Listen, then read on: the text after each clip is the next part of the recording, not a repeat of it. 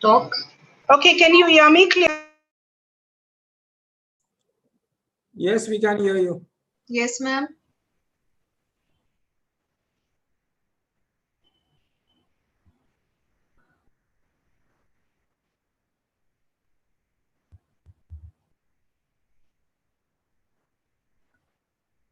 Yes, we can hear you. Yes, ma'am.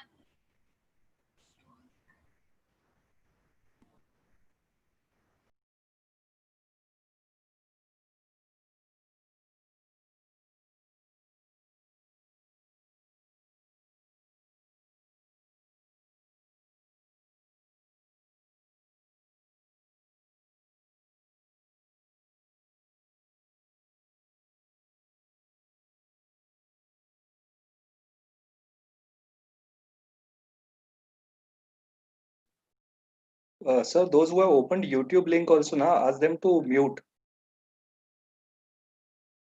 because there's a lag over there, and after a while we are hearing their YouTube sound. Don't speak here. It is all going to YouTube now. Okay.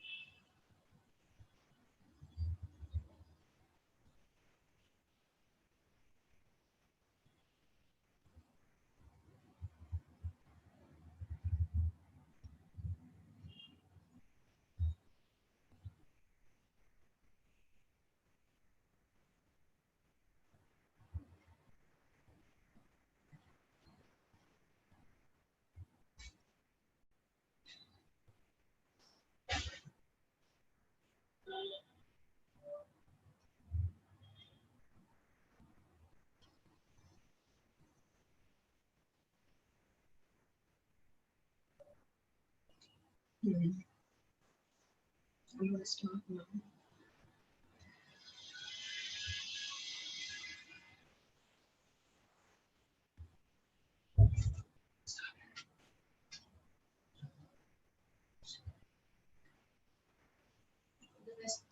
Is it minimized?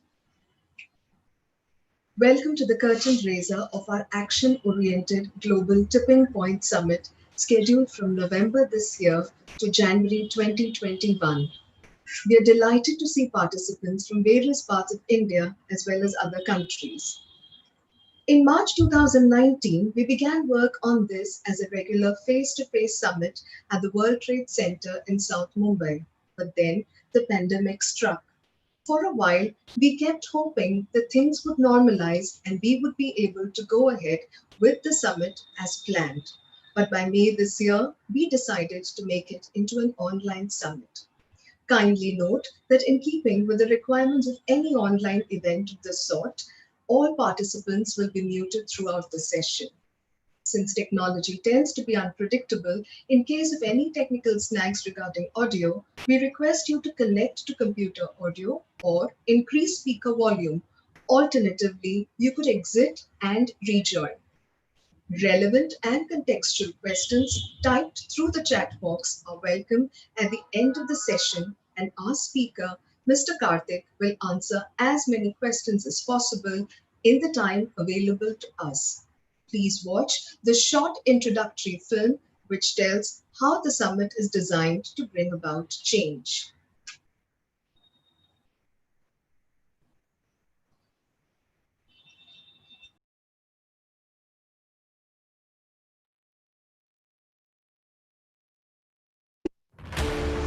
The online Global Tipping Point Summit from November this year to January 2021 is designed to explore paradigm shifts in education and parenting in an innovative way. Our aim is to create healthy learning and nurturing ecosystems by combining knowledge with self-awareness and wisdom to transform our lack-based consciousness into one rooted in abundance. Who will be attending the summit?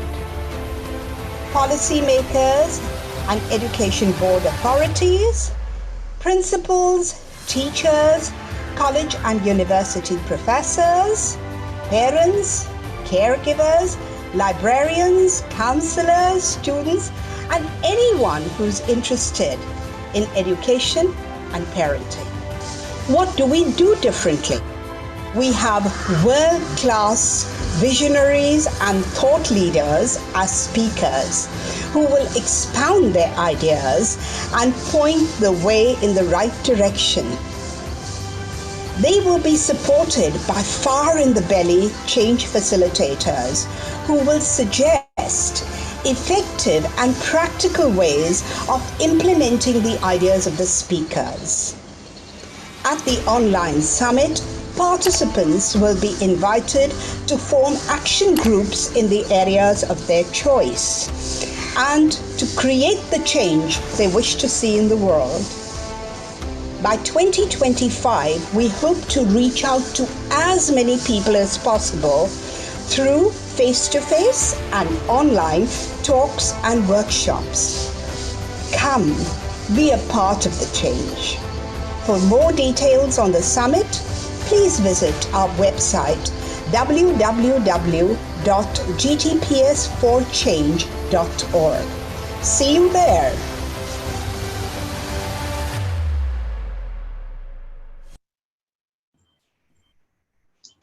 I now invite Dr. Kumi Vivaina, the concept creator and director of the Global Tipping Point Summit, to say a few words.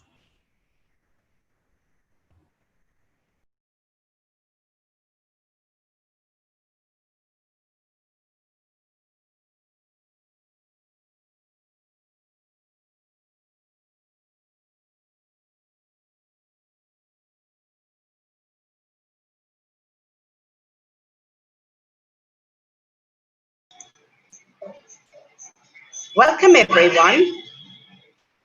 Welcome to the Global Tipping Point Summit. I will give you a quick run-through of the concept and expand on some of the points mentioned in the introductory video. So give me a moment to get to my screen, please.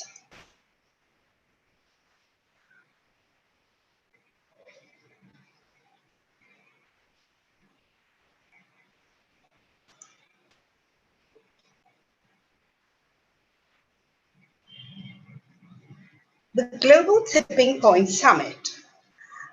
I will begin with a short story. Once upon a time, there was a man who wanted to change the world. He had great ideas of changing the world. And he thought, let me tell my friends and people near me what I think. Nobody was interested in his ideas. So he said, well, never mind. I'm going to the land with milk and honey, bless the United States. Till recently, he went there and he tried to convince people. Nobody was convinced. He felt, well, I should try Europe.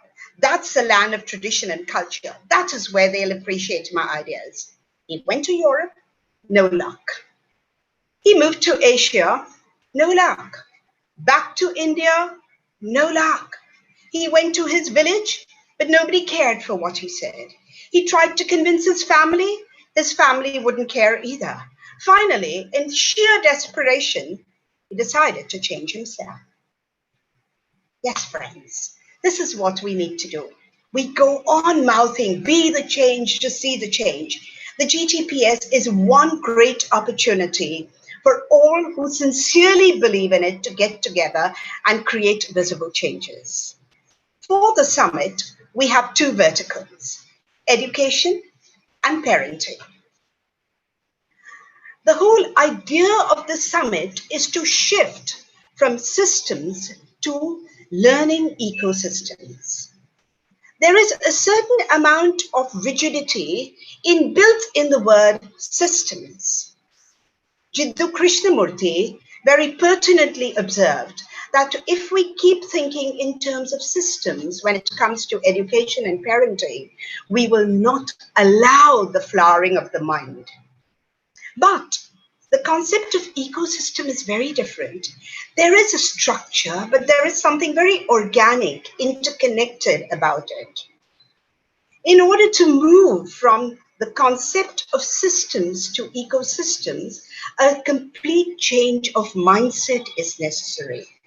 And what is that? Currently, whether it's parenting or it's education, our model is rooted in lack. The child is regarded as a blank slate on which we write scripts of our choice. We do not believe that children come into the world as abundant human beings. Children come into the world absolutely whole. So we need to work on a change in mindsets. Give me a moment, please, to get back to my screen. Where is it?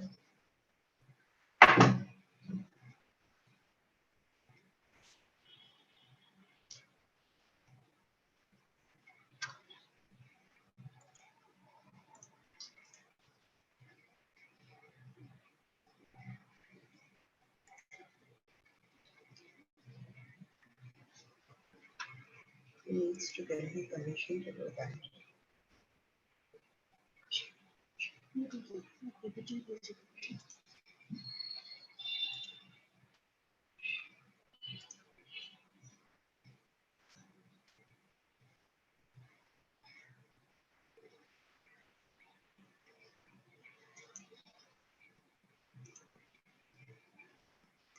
Can you see my screen? If you can, please indicate in the chat box.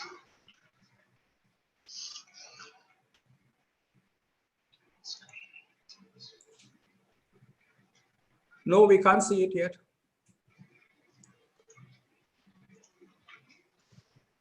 Can you play it then? I will move with you. If you can share the screen, please, from your end. Okay, sure. Thank you.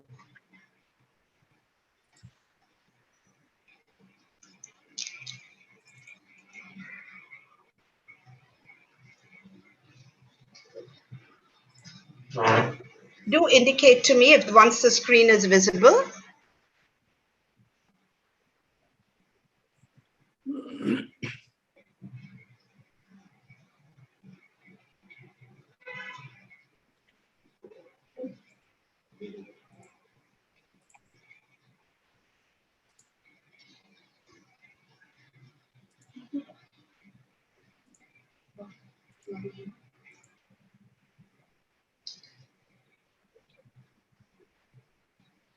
Right, while this is coming on, we could continue. The entire aim of this particular conference is to combine knowledge of the outer world with self-awareness and wisdom which comes from within. We do not want our children merely to grow up to be very well-informed human beings who know their content. We also want them to have discipline-specific skills and to be good human beings, joyful human beings, compassionate human beings. May I pause for a moment and just ask if the screen is visible now? The full screen, please. Can we have the full screen? Can we have the full screen, please?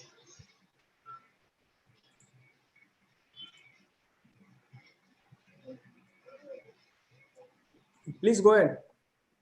Yeah, we need the full screen, please. Can we have the full screen? It is full screen. Please go ahead. All right, all right. Then I'll go ahead with it. I have been supported with absolutely amazing people. My advisory board, my core committee, my summit coordinator have helped me immensely. I can't change it here. I need to have my PPT on. Just give me my PPT on here.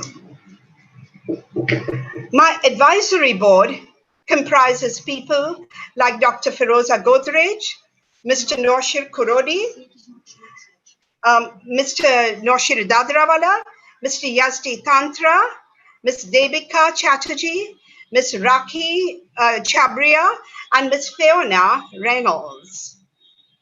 They have worked and advised me all through and helped me make the transition from the regular to the face-to-face, from the regular face-to-face summit to the online summit. The core committee, which comprises Mr. Yazdi Tantra of online, Ms. Deepa and Milan Soman of Lumiere, Mr. Bhavin Shah of Education World and Parent World, Mr. Glenn Concessio of Kmark have also worked very hard with me. But Ms. Donna Reen has been with me from the moment we even started thinking of the summit. Thank you, Donna. I will now briefly acquaint you with the flow of the summit. We have visionary thought leaders as speakers who will make their presentation. At the end of 20 minutes, they will suggest an action project. Change facilitators will start liaising with them even before the main summit. And at the summit, they will suggest ways in which the ideas of the speaker can be put into action. At the summit itself, we will invite people to sign Google Forms and constitute action groups.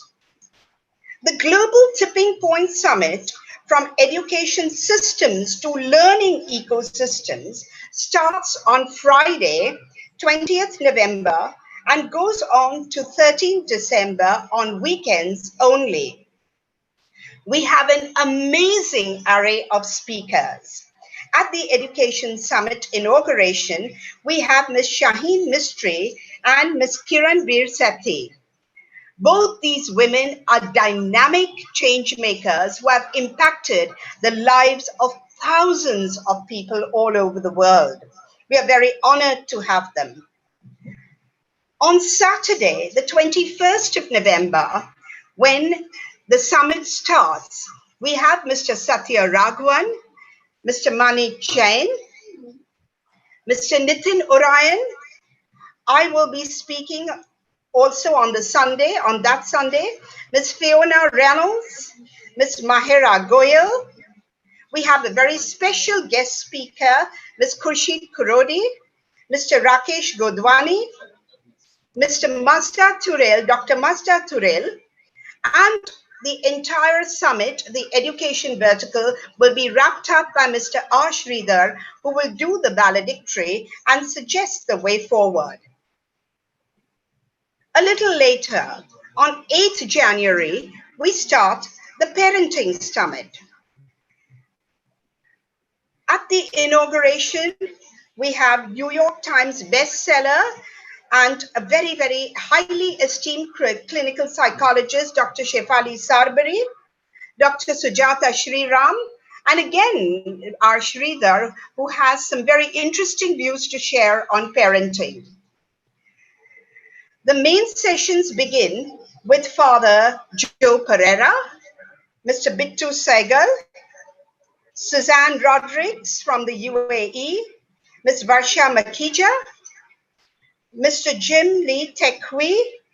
Again, we have a very special guest speaker, Father Godfrey Disa, a specialist on depression. Then we have Mr. Shradhalu Ranade, Ms. Mahira Goyal, Dr. Mark McLeod, and Deepa and Milan Soman will wrap up and do the valedictory, suggesting how we work effectively towards change. We have this amazing array of speakers, but then why this particular session and the session on 6th of the coming month, on 6th September? Things have changed dramatically since we began planning on the summit. When we began work on the summit, there was no pandemic. The pandemic has changed things dramatically. Education has seen a sea change, and so has parenting. Very kindly, Mr. Vishnu Karthik and Binayfa Saukar have agreed to do the pre-summit events. Welcome, Mr. Karthik, today. Mr. Karthik will be talking on what the pandemic has reminded us about what good education should be. For more details, viewers, kindly see the updates by regularly visiting our website, gtpsforchange.org. Thank you. Thank you, Dr. Naraina. And a very warm welcome to Mr. Vishnu Karthik, our esteemed pre-summit speaker of the day. Vishnu, Vishnu Karthik is currently the CEO of Experiential Learning Systems and Director of the Heritage Group of Experiential Learning Schools. Vishnu is keenly interested in building instructional leadership capabilities, cognitive neuroscience, education technology, college readiness and placements, student leadership development, adolescent coaching, authentic assessments, and deeper learning curriculum. His articles on education, K-12 schools, and cognitive neuroscience have appeared in newspapers including The Hindu, Times of India, TNM, and Swarajya. He is a practitioner of yoga and Vedanta and believes that his work is a medium to connect to his deeper self. Thank you, Mr. Karthik, for being with us today. Over to you. Thank you, Nina, for the generous introduction. Just a quick sound check. If you can give me a thumbs up, if you can hear me well. Yes, sir, we can hear you well. Wonderful. Thank you so much. And thank you, Dr. Kumi. Thank you, Yasti, for this great opportunity. It is really inspiring to see the presentation on the planned conference and the kind of speakers which you have lined up. I think the shutdown and the virtual platform is provided a lot of opportunities for us to connect and learn from people around the world. And I'm really glad that this is you move to an online format, and I'll make sure that I attend some of these sessions myself. And thank you once again for this opportunity. And to my fellow participants, welcome to this time and space. It's a Sunday afternoon. It's very heartening to see so many people lined up. I've been doing conferences for the last decade or so, but the amount of people I've connected with over the last 4 months is probably far more than what I've done in the last 10 years. In the real world, when COVID hadn't happened, there is simply no way we would have had a conference like this on a Sunday evening and have about 150, 200 people being a part of this conversation. It probably is an indicator of times to come and the way we're going to learn in the future. What I've been asked to do is to share my perspective and also my institution perspective, the heritage schools, on how we view the COVID situation with respect to K-12 schooling and learning. And also through that lens, reflect upon how could learning change and what could some of the opportunities COVID has thrown up in it. And what I plan to do is that I'm going to share possibly in a format of a monologue, because this technology platform doesn't accommodate the kind of live interactions I would have liked to.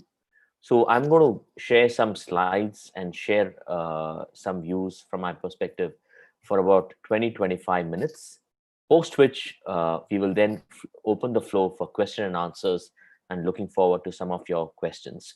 You could also just note down your question in the chat box, and I'm guessing Nina would try addressing those or moderating those questions after about 20-25 minutes. Yeah. So I'm going to share my slide to begin with. Just give me a minute.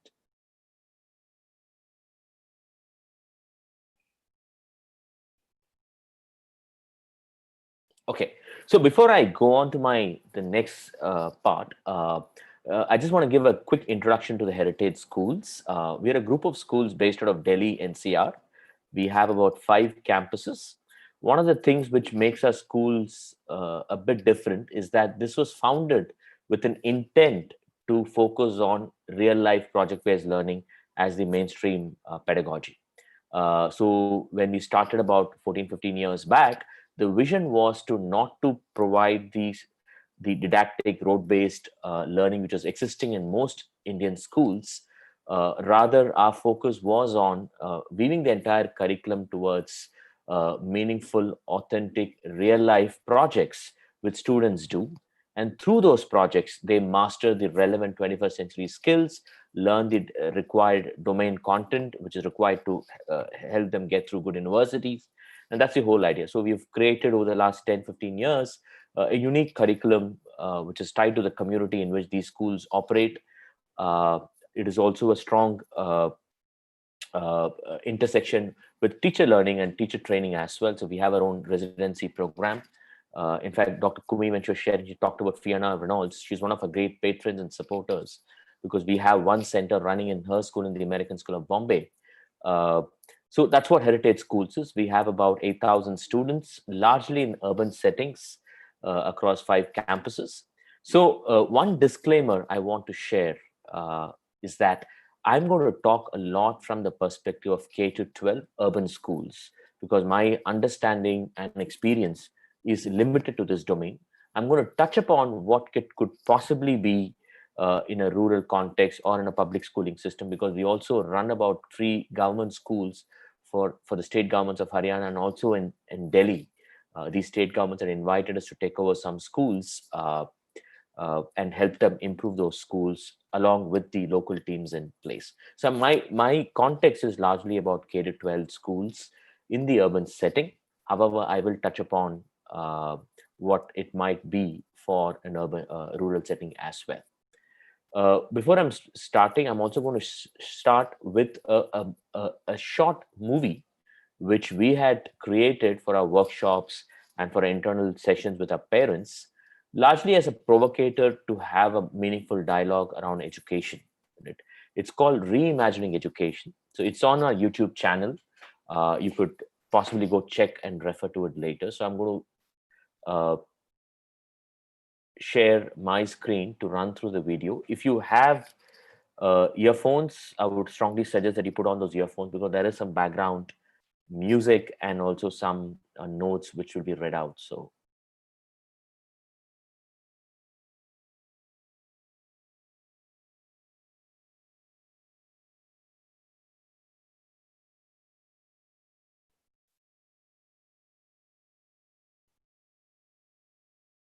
just give me a couple of seconds, it's just transitioning.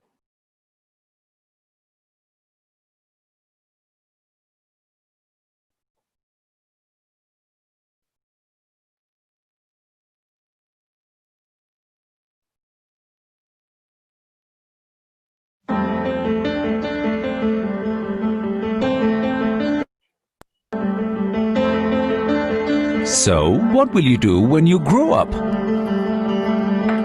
Perhaps every child has been asked that over centuries. The fact is, children have to learn skills relevant to the times they live in.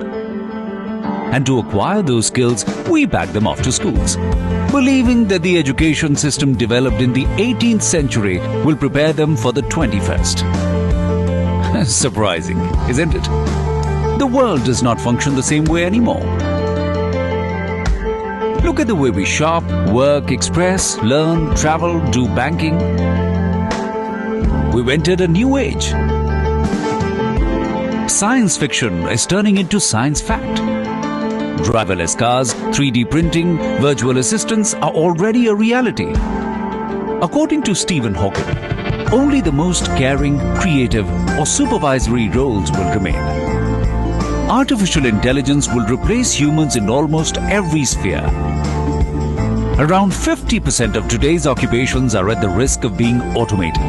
Time we should be seriously asking ourselves, what will our children do when they grow up? Tasks least likely to be replaced by a computer will be those that require a high degree of social and creative intelligence. So, are schools responding to the demands of the future?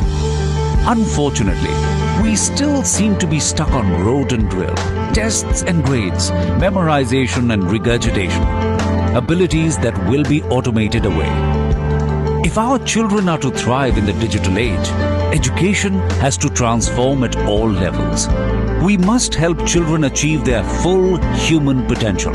Traditional classrooms must evolve into mini ecosystems that provide hands-on experience. Knowledge must not mean piling up of information, but gathering experiences. To learn by doing, reflecting and solving real-life problems in the local context should become the cornerstone of education. Learning should not remain passive, but become an active process. Experiential learning is the future. It's time to demand a new education for a new. Okay, So some of you had asked for the link for this video. Yeah, I'll try posting the link at the end of this conversation. But you could also just go to YouTube and search for the heritage schools. You'll get the link for this video. Of a vast technological and sociological that will make the future of work ambiguous. But isn't that how?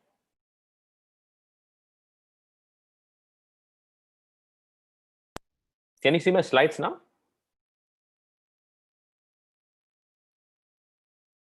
Hello? Yes. Okay, wonderful. Thank you. So this video is just more as an opening to set the context for the rest of the conversation, which is the world is changing rapidly. There are new skills which are being required. There are new opportunities being required, and we really can't predict what's going to happen. But there are broad trends which indicates that the pace of change is far more than what anybody could expect. And clearly, the schooling system is not getting ready to help children reach their potential in these new times, especially around AI and machine learning. The advent of AI and ML, in fact, a lot of it was seen in the last 3-4 months in it. But even otherwise, I think the pace in which the fourth industrial revolution is moving in is much, much faster than any institution like a school to respond to it. One of the big questions educators need to ask, one of the big questions parents need to ask, and something which we engage in our school with our parents and educators a lot, is this question: what will get computerized? It's an extremely important question to ask. What won't in it? And then what will people do 15, 20 years later? What will they work? How will they work? How will they find meaning? How will they pursue happiness? How will they make a living, for that matter? How will they pursue mastery? These are some of the questions we need to often engage in it.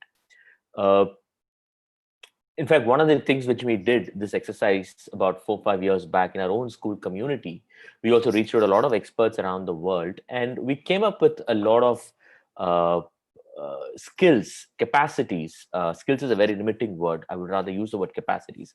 Capacity that children need to have when they complete their schooling and before they get into universities or before they get into real life. And these are some of the things which came out with what do we really want our children to have. And some of these things are not necessarily covered in traditional curriculum. For example, caring and sharing, empathy and perceptiveness, deep thinking, trustworthiness, curiosity, reconciling differences, self-awareness, transparency, originality, creativity. And these are two different things, in fact. The spiritual dimension, authentic purpose. What am I here for? What am I pursuing in my life, etc. In fact, I have deliberately marked certain capacities in red, largely because I feel that some of these capacities are not really talked about enough in our schooling system. The spiritual dimension, authentic purpose. How many of us actually help our children figure out their true purposes? And purpose is not a career. It's not a college option. It's much more than what they want to do. What is a gift they want to give to the world around? Trustworthiness, reconciling differences. It is a reality that there is differences will exist as long as human beings exist. And we really cannot build one narrative in wherever we live. So how do we reconcile these differences and multiple perspectives and still live in a life which supports each other? Another thing is deep thinking. One of the trends right now we've been moving towards is to get a broad variety of skills, which is of course important. Being a generalist is extremely important. In fact, David Epstein, one of the children's psychologists, wrote a very seminal work called Range, where he argued that all of us should have skills to do many, many things. But one of the things which is also important is to develop deep thinking in at least one or two domains in our lifetime. Because if you don't have deep thinking in one or two domains, you also don't have a capacity to build a range or to be an effective generalist. So deep thinking is important skill. So how do we build it in our children? Empathy, perceptiveness, again, a very beautiful capacity, and my favorite among the list of these capacities which I've identified here. It is not about empathy. It's not just about understanding. It is also about perceiving whether I'm empathetic or not. It is a much deeper skill. The ability to predict or guess or assume whether the other person has been understood or not. It's a very, very fine, subtler skill, which I think our children need to have. And come to think of it, the jobs, the careers, the nature of technology itself will ensure that these are the things which is extremely required for a children. Persuasion is another one. So I actually do a 4-hour exercise or a 4-hour workshop on this entire topic of future of learning itself, but we really don't have the luxury of time this time. So I just gave a quick 4-minute glimpse in it. But the last question I want you to leave you with is that are we educating for becoming more human or a more machine? That's a fundamental question. Are we helping our kids to be better human beings, or are they going to be better machines in it? Because traditional curriculum, in fact, builds more skills to be really efficient as a machine. I don't know if you know, many years back, in fact, humans who were working in, let's say, in space research organizations like the NASA, for example, were actually called computers. Uh, Quite prophetic. In fact, in some time, they were just replaced by IBM machines. It turns out that a lot of the jobs for which our kids are getting ready for will be taken over by machines. So the question is, are we educating to be more human, or are they going to be another machine that can be replaced? So at the heritage schools, we often ask, uh, irrespective of what happens, but in the fourth industrial revolution, one thing is sure, which is the survival of the humanist, which means that the humans who are fully humans, humans who can do the things which is in red color, which can never be replaced by machines: empathy, perceptiveness, deep thinking, reconciling differences, persuasion, spirituality, authentic purpose, trustworthiness. Those are the things cannot be taken over by machines. In fact, those are the things which makes us human. So our argument is the purpose of education is to help children be a better human through building these capacities. Uh, in fact, we developed something called the human framework, and that's how our entire curriculum is frozen around, where we talked about that the role of self-awareness, the capacity to build relationships, and the capacity also to have a meaningful livelihood around. And for us, livelihood means meaning, mastery, and money, of course. And lastly, about citizenship. How do you use all these gifts for the benefit of the society? Uh, for make this to happen, our argument is that school should have 5 pillars to ensure that our children are ready for the fourth industrial revolution. And those 5 pillars are: one, of course, a project-based learning, which is a learning which is based on real life, which is interdisciplinary, which are led by children. The second is, of course, the human framework, which I talked about, which is a curriculum which focuses on the fourth industrial revolution, critical capacities. The third thing is extremely important: is literacy and numeracy.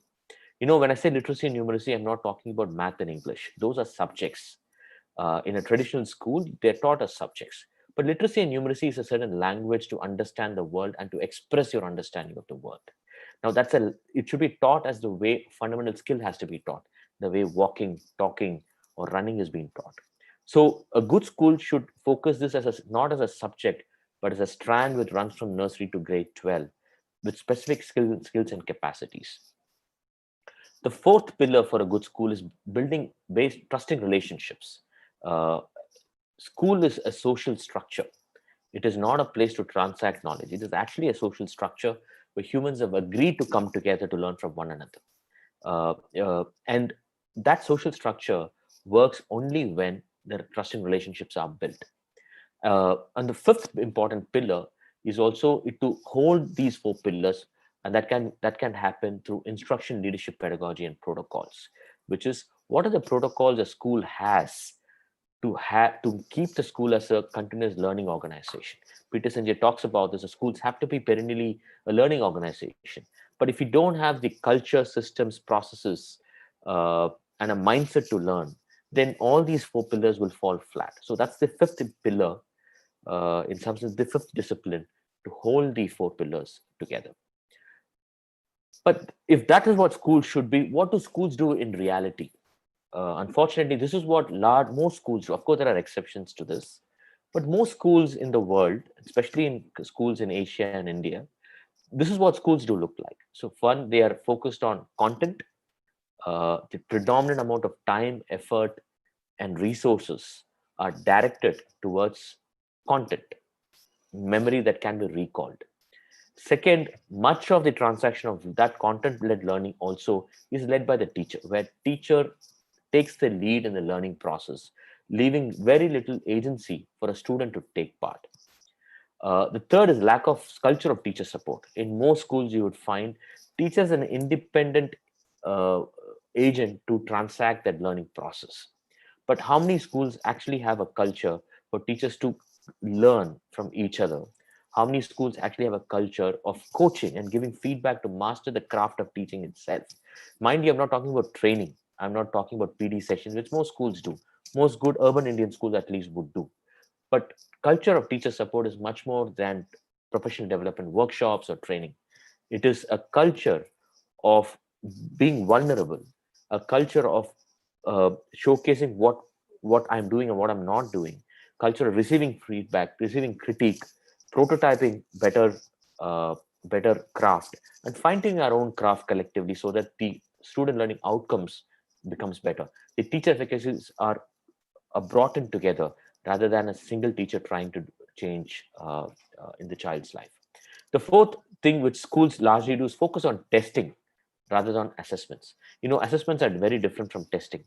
Testing is essentially means that that is a summative assessment, and the entire work happens towards preparing children for that test. uh, in many of these conferences, a lot of people talk about that if you have to change education, you have to do curriculum reform or pedagogical reform. My argument is, and research has also proven that you can't change education through curriculum reform or pedagogical reform. You can only change education through assessment reform, because what gets tested gets done. So if you don't change the way we test our children, there is no hope for changing the way our children learn. So focus on testing, unfortunately, in traditional Indian schools is largely around summative. It is around test, and it is not about deeper understanding. And lastly, poor relationships in itself. One of the challenges in Indian schools is that there is very poor relationships within the stakeholders of the school itself. And that could be between the teacher and the student. Like how many schools, I think most schools have great relationships when they're very young, but when it comes to middle and senior school, the level of trust between a teacher and a school gets heavily compromised. The level of trust between parent and a teacher also, one could actually guess from the amount of uh, crises when it comes to fee paying, especially in the last 4 months, is revealed.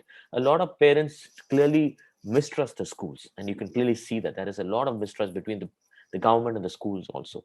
So there's very poor relationships which has been built on it, and you can't blame the parent or the students. If there's anybody to be blamed, it is the schools, because schools have paid very little attention to this aspect of building relationships within the stakeholders. So these are the 5 things which I feel schools could do differently. And thankfully, COVID has provided some opportunities to change some of these things. In a physical world, when schools are running, when kids are in the class and teachers are busy teaching one class after another with no time and mind space to do anything, but suddenly the model is changed. Now schools don't run. Everything happens on a virtual platform. Uh, so that has provided a lot of mind space for teacher to do several things. It is also ensured that the teacher is not there spoon feeding everything to a student, which essentially means the teacher is actually not the leader, but the student is a leader.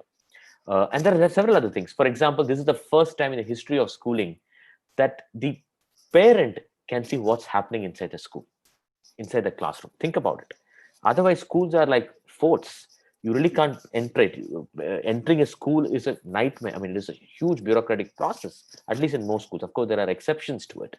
But today, any parent can see what's happening in a school, which essentially means parents are more aware to know which class is more quality focused, which class isn't. So there is more informed parents which you have built in the last 4 months. Parents have also become more appreciative of a teacher's work, which has not happened before. Earlier, the mindset was that, yeah, what's the big deal? But today, parents are co-teachers. Again, it's provided tremendous opportunities for improving the trust between the school and the teachers themselves. So I'll go one by one, but largely, I think, in my own view, in my own experience with our schools, the last 4 months has provided tremendous opportunities to reform education, which wasn't possible some months back. Okay. Now, the traditional 3 R's in any school would be, many of you would know, reading, writing, and arithmetic. Now these are the traditional 3 R's, which often is defined as the core of core of a school is, right? Now, the new 3 R's during COVID, uh, in my view, is this: it's not reading, writing, and arithmetic. That's a given. That's the baseline expectation. The new 3 R's is relationship, relevance, and rigor. And this is not my framework. A very renowned education psychologist, William Dackett, first propounded this theory. Of course, he propounded it before COVID. He propounded for any school context. But I view this 3 R's is more relevant in a COVID scenario. And there's a certain reason why the 3 R's are lined up, beginning with relationship and relevance and not rigor. In traditional Indian and Asian schools, it's the other way around. It starts with rigor and then it goes to relevance. And if they have really time left or mind space left, then you pay attention on relationships. But in the new world order, I think schools would do good if they focus first on relationships, then comes relevance, and then comes rigor. So I'm going to go in each of these 3 R's and probably share three simple things schools could do because of COVID. One, I think schools traditionally have not focused on relationships because largely the schools have been in a hurry to meet the parent expectation to prepare the child for the examination, right? But we've forgotten that the fundamental psychological process within us, the way nature has gifted us, is that we are primarily social learners. A very renowned psychologist, Vygotsky, talked about this about 100 years back. And we all know as educators too, as parents too, that learning is a social process. But there's very little is done in the classroom to support that learning process through a social interaction, right? Uh, but in COVID, because the schools are shut, because there is no timetable structure the way it happens in the real world, because there is ample time available, because the teacher is not floating around, and because kids are there in their respective places, relationships has to take the primary goal. In fact, I often say in all our training programs for virtual teaching that the primary objective in COVID has been to exhibit care. In fact, most schools have done that now. In the last 4 months, I think most schools have invested so much in connecting with kids because schools are genuinely worried about what is happening to the children on the other side. Because I'm not meeting them, nobody can know what's happening in the social context at their respective homes. So the teacher has become with whatever little time the teacher has more motivation to connect with children right now. And that's a wonderful thing which has happened so far. I can see in my own classrooms in our respective schools that teachers are making genuine effort to make a connect. So primary objective is exhibiting care, and it's happened during COVID. My hope and desire is that it continues happening post that. The second big shift which can happen because of COVID is small group work.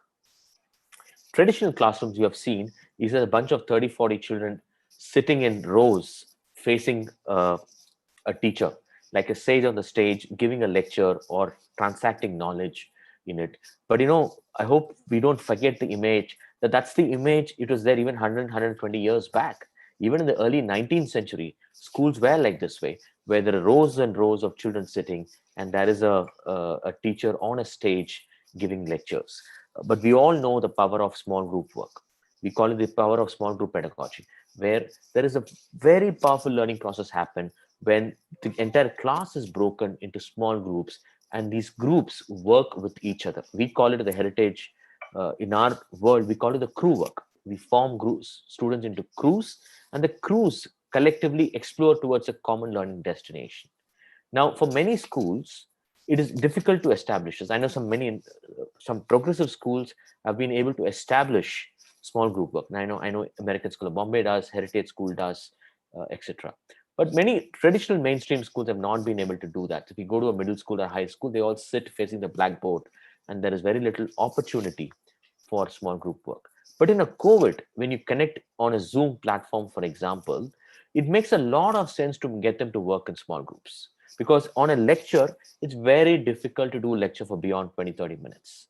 So you have no choice but to get them to do small group work. In fact, platforms like Zoom, for example, have made it much easier. At a click of a button, the teacher can make small groups or breakout rooms on whatever formats you want to, and you can get the kids to do small group work, and the teacher can go into each of these small group and see what's happening there.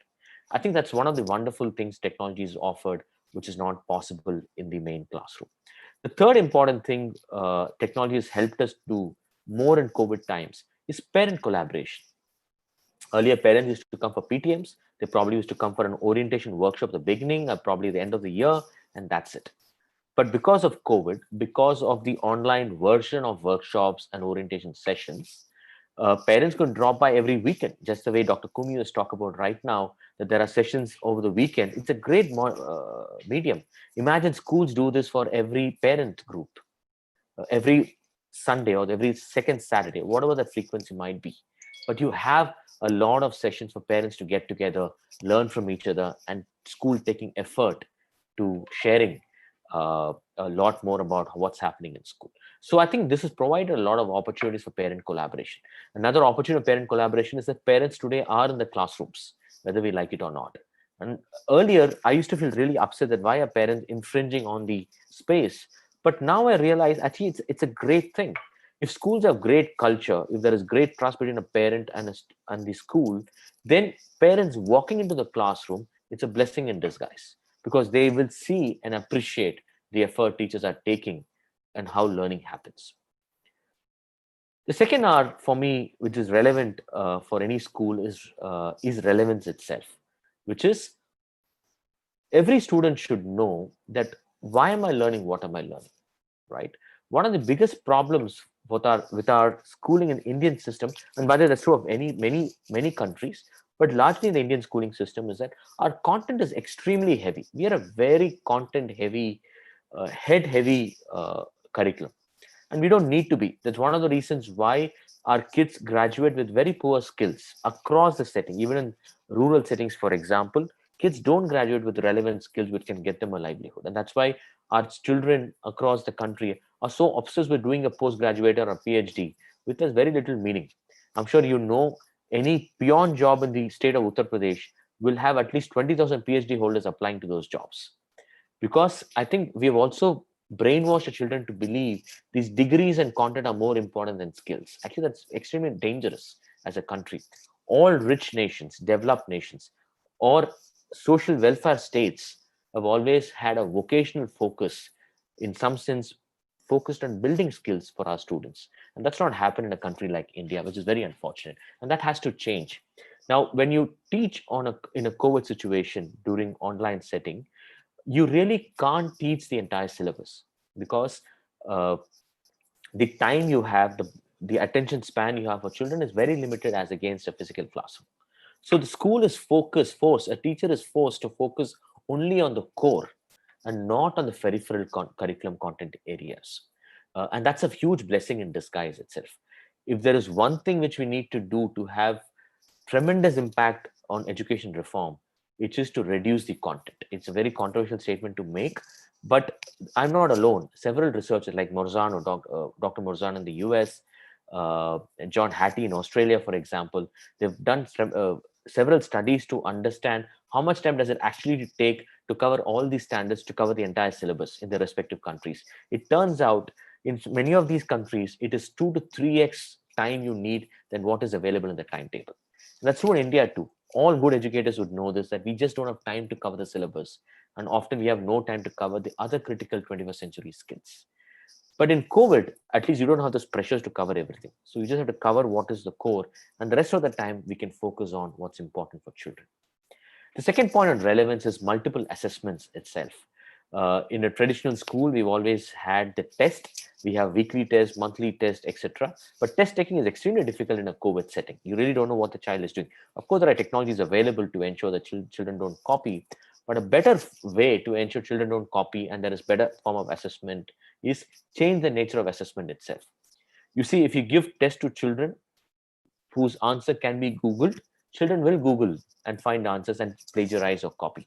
But if you give test where copying is very difficult, where the question in the test does not have one right answer, or even better, there is no test, but the real projects they need to do, they have to write an essay or to put up a skit or create a poster, and something of those sorts, if we have multiple forms of assessment, then those assessments are far more meaningful in a COVID context. It is far more meaningful in the real life world also. That's another huge hope I have, that when COVID gets over and we get back to schools, the habit of doing alternative forms of assessment is not dropped in it. I know many schools, many teachers, many of you in this platform would do alternative forms of assessment. My only request is the frequency should increase also. Lastly, one thing about assessments, problem with assessments in our country is also that the assessments are very short term, but great assessments are always long term. One of the classic examples is the IB diploma program, where they have something called the extended essay, where the child is expected to write an essay paper or a research paper on any topic of their choice on the of their subject, but the research duration is 2 years. So imagine the effort a child has to take to write that paper over a period of 2 years. I mean, it equips them far better than what a PhD student would probably have to go through. And it's extremely difficult to plagiarize in those cases. Of course, it's easy to catch a child who does plagiarism in those kind of cases. So my hope is post-COVID, we go back to those more meaningful forms of assessment. Another relevance is also personalized learning in it. You really can't be with a child every time when the learning happens. I have no clue what you are doing the other side. I'm just hoping that you're watching this assignment. But let's say if you have to take a class for you folks, God forbid, you're all learned it. I don't have any special qualification to do that. But in a hypothetical situation that you have to do a class for you, it's extremely difficult for me to just keep you rooted on the screen for 6 hours, 7 hours. A better alternative is that I meet you for 30 minutes, 40 minutes in a day. I just give you assignments or questions for you to probe, and you do your own probing. In that way, at least I get you to have some engagement in the learning process, where you are interested in the learning process, not because I'm asking you to do, but because you're genuinely interested in solving that problem in your own personalized way. Research is always on personalized learning pathways are far more engaging. But in a physical classroom, when 30 kids are sitting in a 40-minute period, and you have only 40 minutes before you go on to the next timetable, it gets difficult to do personalized learning. But in an online setting where there's a learning management system, there's a Zoom platform where there is abundant access to information through technology, the children can do personalized learning pathways in it. The third R, the final R, is rigor. And one of the opportunities, one of the ways COVID has helped us improve rigor is that today schools like heritage schools are not limited to the faculty which is available in our school. Because of pandemic, because there is online transaction happening this way, you can get access to the best teachers anywhere in the world. So today we have teachers from UK, I have teachers from the south of India, I have teachers from the US, from Korea, anywhere in the world, they can connect with my students. So I think COVID has helped people comfortable with learning through a screen, which is not the case before. People are very, very careful before. Now, that's a huge shift that's happened, and I think we should take advantage of that shift. Much of Indian schools in the rural setting do not have access to great teachers because the supply of good teachers is very limited, not just in India, but around the world. But how do you solve that problem? You solve that problem not by trying to look for good teachers, which we're not going to get. You solve that problem by actually using technology to connect the learner and the educator. So today, a school is not defined by the community. It's the world is a limit for us. And that is why post-COVID, most schools will be global schools. Another important thing to rigor is peer coaching. We just finished training for about 4,000 teachers around the world on how to do effective virtual teaching. Believe me, I'm very surprised at how we could reach 4,000 teachers before. We in fact watch these 4,000 teachers. We walk into any of their classrooms because it's on Zoom. You can walk into any classroom on invitation. You can observe the class, make notes, and give feedback to the teacher. Imagine the amount of feedback and learning a teacher could have if they have experts walking into their class, observing the teaching and giving feedback to them. So this is a once in a lifetime opportunity for teachers to improve their own craft. In my own schools, where there is a norm that teacher leaders or school heads have to spend time in the classroom. But in a physical world, it's very difficult to actually take time out to go to class every day. But in a Zoom, it's extremely easy. Click of a button, you're there in any class and watching what's happening. And you can just then call the teacher and give feedback about what they could do differently, or even recognize some of the good practices they are doing. So another way rigor gets improved substantially in any school, anywhere, any part of this country, is helping good master teachers connect with teachers in any part of the world, in a village or a tier 2 city, or in an urban or a rural setting, for example. You could connect a master teacher with any young teacher, help that teacher improve practice. And that's possible because of opportunities we've experienced during COVID. So with this, I end my session. You know, during World War one of the metaphors, of course, it's not the a great analogy, but I'm just using this analogy just to drive home a point. During World War One, that's one of the first time bulk of the world was entering into a war, one of the darkest moments of our times. Several lives were lost, but life became better post World War One. Of course, we led to a World War Two, but life became better. One of the tectonic shifts which happened was, till then, much of our world was actually not mechanized, right? There was not oil and gas, there was not transportation over the air. Our capacity to travel over air and water was limited. We were still fighting in the trenches, for example. But the World War One pushed the world towards using better machines, pushed the world to an industrial world, pushed even public schooling for that matter. The World War One also pushed public health systems for that matter. In fact, these are some of the things which we don't talk about in it. The, the world's first public health systems came post the World War. Some of the largest world's education systems came post the World War, because there's a genuine need to en masse train societies to get them ready for national competitiveness. So the point I'm trying to make is, any crisis always gives an opportunity. But if we embrace it, you can flip that crisis into an advantage. I think COVID is a similar such lifetime opportunity. Uh, and this an opportunity which educators like ourselves have always been looking for. We've always wanted education to look more personalized. Always wanted education to be more self-directed and exploratory. We always wanted education to be small group and intimate. But there was limitation of physical school. But COVID has provided these opportunities. I think we should embrace it fully as educators. With this, I'm ending my session. I've also put in my Twitter handle. If you have a QR scanner, you can take a picture of it. It can take you to my page, and I share a lot of interesting information on education in it. So sorry, my daughter just walked in. I have a 2.5-year-old at my home, and I have to manage these webinars in her presence. Thank you so much for this opportunity. I'm going to answer more questions you might have post this. Thank you, Mr. Karthik. Mr. Karthik will now answer a few questions selected from the Zoom platform and some from YouTube. Dr. Vivina, kindly lead the Q&A. Thank you very much, Nina. And what a wonderful talk. It has set the tone for the rest of the summit, Mr. Karthik. We have several questions, but we've tried to club them together. One of the first questions that has come in is that what is a teacher-student ratio for a good learning experience when it comes to a regular classroom situation? Okay, so again, these are one of the resources I would point to. The person who asked this question is this researcher by name John Hattie in Australia. He's done some exceptionally good meta-analysis of several things which impact student learning, and one of them is measured is also class size. It turns out that class size actually doesn't have a big impact on student learning. The bigger variable on student learning more than class size is the teacher efficacy itself. So what it means is, a good teacher can actually handle a big class size, and a bad teacher cannot even handle a small class size. So first thing first, we need to recognize that fact. A lot of times when parents go to schools, one of the questions they ask is, what's the class size? Is it 24, 30, 32? If it's 35, they get really worried it's a big class size. Actually, that's not true at all.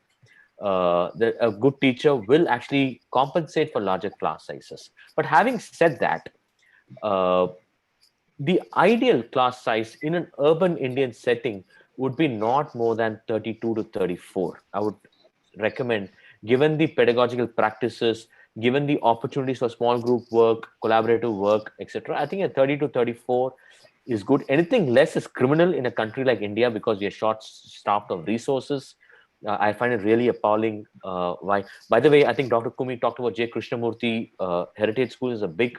We've learned so much from the Krishnamurti schools, but one of the things we did not appreciate of the Krishnamurti schools was just the size of the class. We just felt that when we were starting, we want to meet the ideals of the Krishnamurti schools or the ideals set by J. Krishnamurti ji himself, but we wanted to do in an average Indian class setting size, which is about 32 to 34. In a rural setting, I think up to 40 is also fine.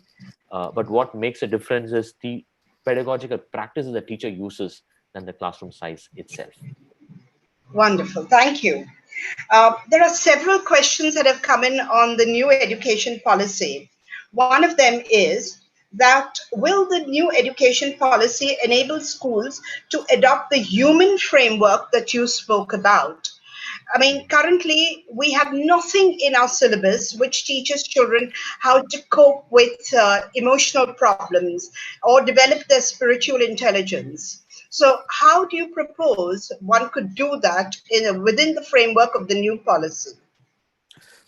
Dr. Kumi, my first thing first, by the way, I could be very controversial in some of these things. But my own view on this, and this is our experience in the last 10 years, 12 years, the kind of work you've done with heritage schools, be it the NEP or the NCF before the NEP, there has always been space to do the human framework. Always been space to work on the socio-emotional learning need for the children. I hope you realize our country has one of the highest incidences of suicide rates in the adolescent age group, which is not required. We really don't talk about it much. I think about 7-8 months back, or maybe a year back, I don't recollect the time frame, but I remember in the state of Telangana, when the state board grade 10 results were announced, there was a technology glitch. See, the company is supposed to post the results, made an error in posting the results, which means that many children's scores were wrongly put in. About 28 kids committed suicide on one day. Imagine, of course, the company corrected the results, but these 28 kids assume that their grades have fallen or they've failed. They're bright kids, but they thought they've failed and they committed suicide. Now, think about how shallow or how weak the socio-emotional support for these children would have been. That a simple error on a simple grade 10 test, how much does it matter? We don't look back at a grade 10 scores. Look at how high stake they have become in their own lives. So the point I'm trying to make is that we've always had the space, but I think the schools or the parents never paid sufficient urgency to that need.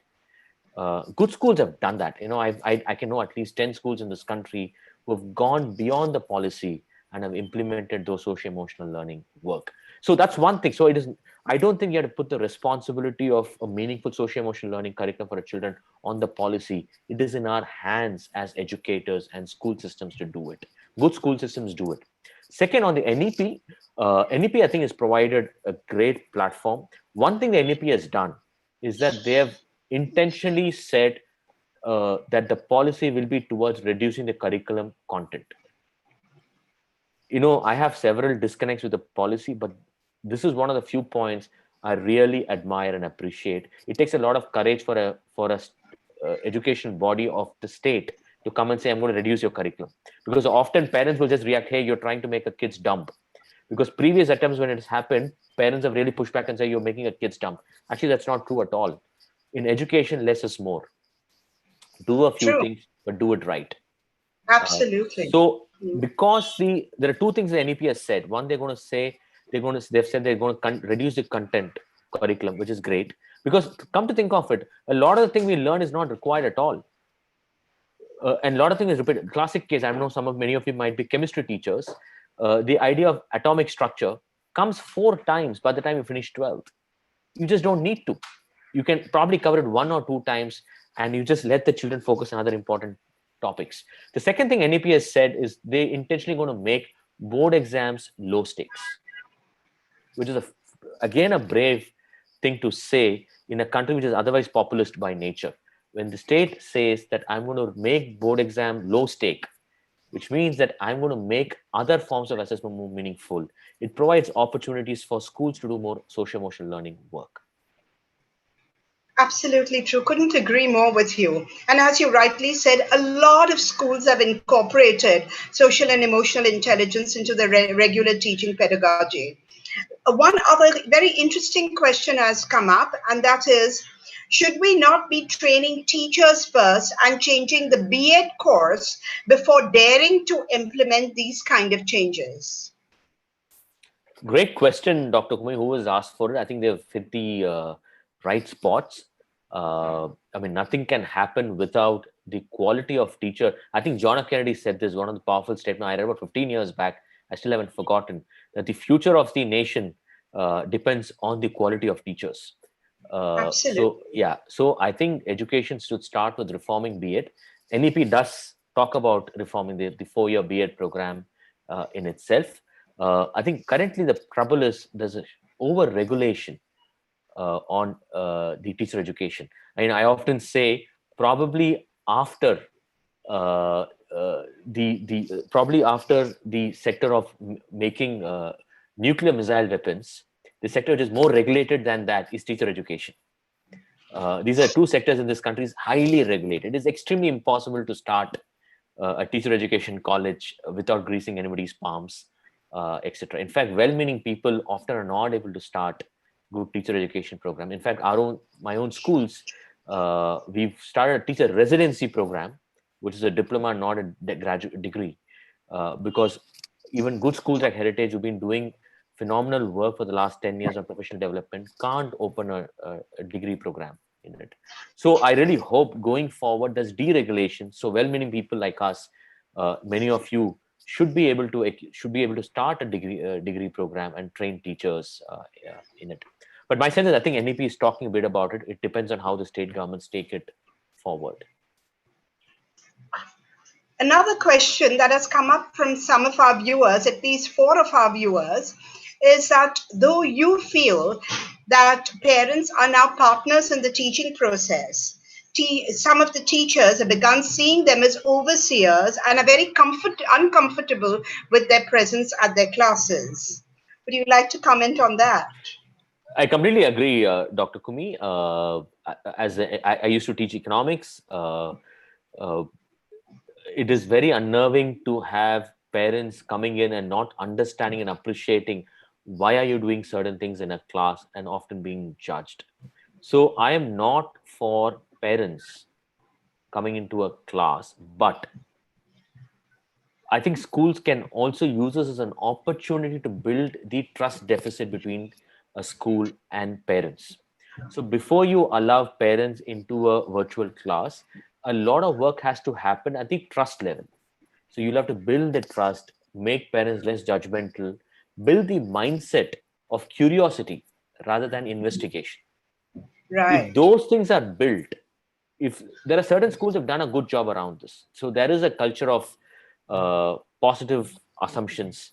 There is a culture of inquiry with an I in it, I in the inquiry rather than E in an inquiry. Police does an inquiry with an E. But if you're curious, you do an inquiry with an I. So if you have that culture, it's a great thing to have parents to come into classrooms so that they build a better empathy for the teacher. But if the school system doesn't have the trust with the parents, then it's best you don't do that. You have to first do some foundational work around relationships before you open your classroom for parents. But an ideal school should open their classrooms for parents. There is one very interesting question here, which says that how can master teachers team up with teachers when they do not even know the level of the students? Great question. So we have worked. My view is that master teachers have to get a sense of where the students are, but a good master teacher will get a sense of it when they observe the class. They will get a sense of it.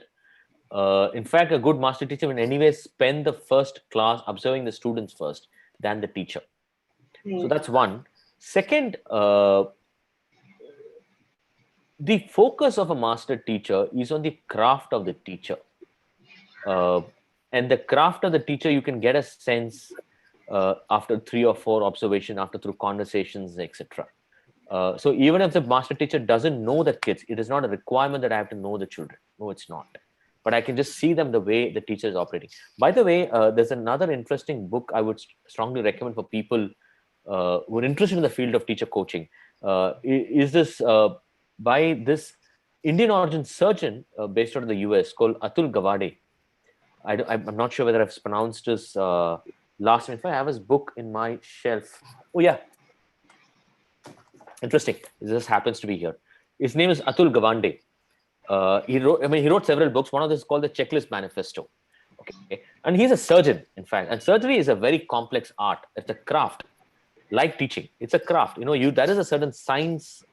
There's a certain medicine. There's a certain protocol you have to follow, but you also have to do based on what the body responds in the operating table. He advocates that when you are in a surgery table, however proficient you are, it is a great practice to have a master surgeon right next to you. And the master surgeon is not looking at the body. He's not looking at the patient. He's looking at you, singularly focused on you. And he's quietly sitting there doing nothing but just observing the surgeon perform.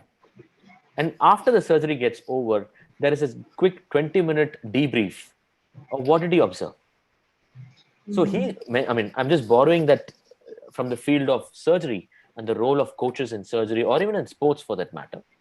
So in the field of teaching too, a master teacher can get a sense of the kids, but that's not important actually. What's important is to know the teacher well. And perhaps even among teachers and between teachers, there should be a level of trust, just as we have co-teaching. We can even have teachers sitting and planning and working together at the stage of doing the unit plans or their lesson plans for the whole semester. Absolutely. There is a lot of curiosity about how you'd manage personalized learning in your schools. And perhaps this is the last question we'll take.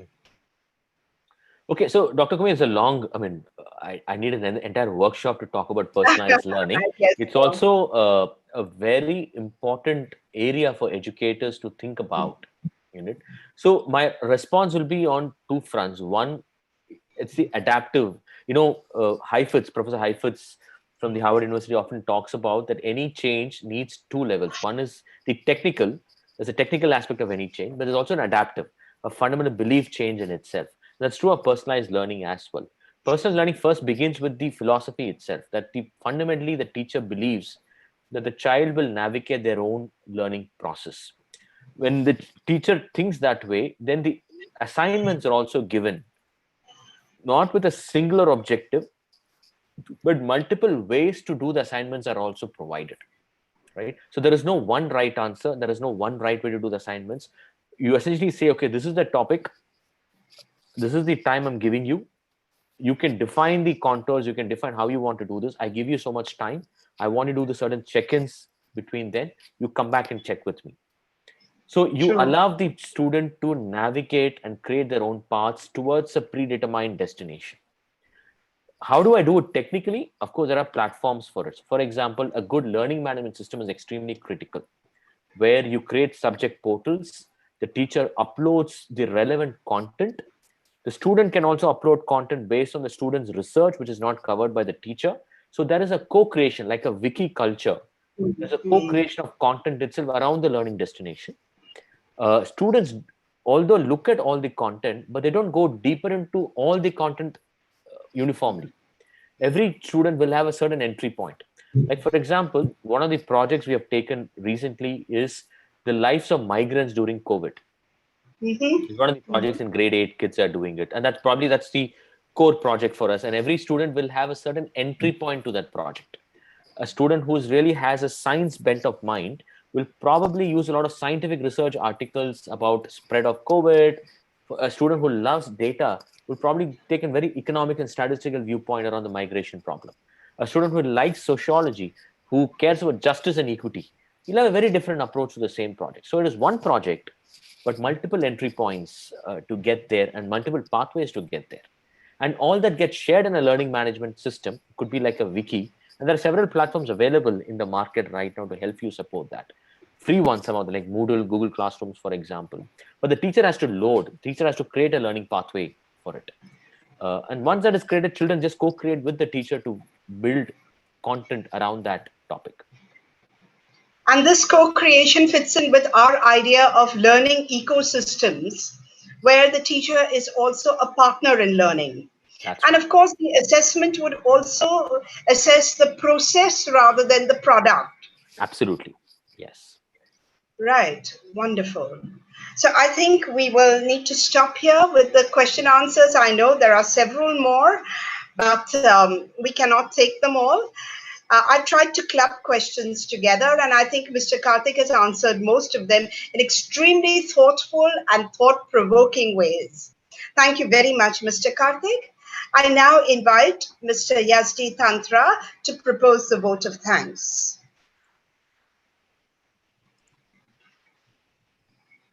Hi, thank you, Mr. Karthik, for the very interesting ideas you have brought up during your talk Thank you so much. and the Q&A session. I'm sure you have been doing this work for a long time, even before COVID, and that shows in your presentation. You have certainly set the tone for our action-oriented Global Tipping Point Summit from November this year to January 2021. Since the summit is planned as an annual event, we hope you will agree to continue associating with us. Our thanks go out to all our participants who have joined us today for this curtain-raising session. Do register and encourage others to sign up for the Education Summit from 20th November to 13th December this year and the Parenting Summit from 8th to 31st January. Both are scheduled only for weekends. Our registrations will open by the end of this month. We need you to work collaboratively with us to bring about the change we want to see in the world. Thank you very much. Thank you so much. Thank you for the opportunity. Thank you. We hope to see you all on the 6th of September for the next pre-event session.